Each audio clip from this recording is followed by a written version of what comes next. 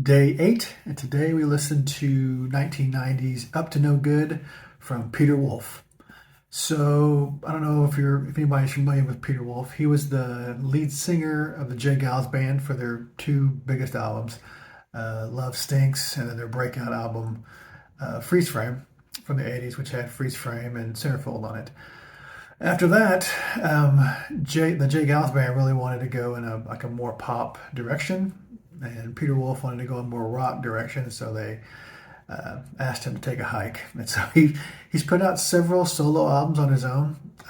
He had a couple of minor, like top 20 songs in the 80s that are really good, but nothing really major. This album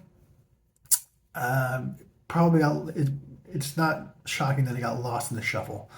It came out in '90, where you have heavy metal and hard rock from the '80s that are still hanging in there, but they're on the decline, and you also have alternative and grunge that are starting to make the rise, and there just wasn't a place for just this kind of music. It's a little bit of funk, a little bit of soul, a lot of rock and roll. But that's not to say it's not a good album. This is a really good album. It's a shame that it probably just got glossed over and just forgotten after it was released. It had one single off the album when it was released, a song called 99 Worlds, which in my opinion isn't even the best song on the album. I don't know how that got picked. And it didn't do very well. I mean, it got to number 77 on the Hot 100. There's a mainstream rock chart that Billboard did at the time. I think it got into the top 20 there, but it just didn't do anything. And there was no, of course, no video for the song. Just kind of got thrown to the side. But it's a really great album.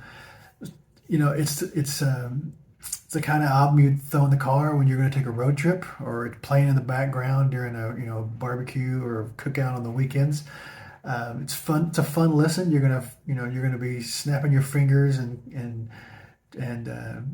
chair dancing if you're riding in the car. It's just a really good. There's a song that he wrote with Desmond Child, which if you don't know who Desmond Child is, go look him up.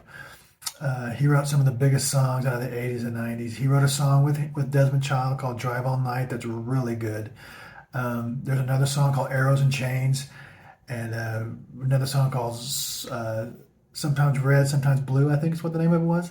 Really great songs. And this whole album is full of great songs, actually. I mean, there wasn't a song that I wanted to skip through. It was just a good listen.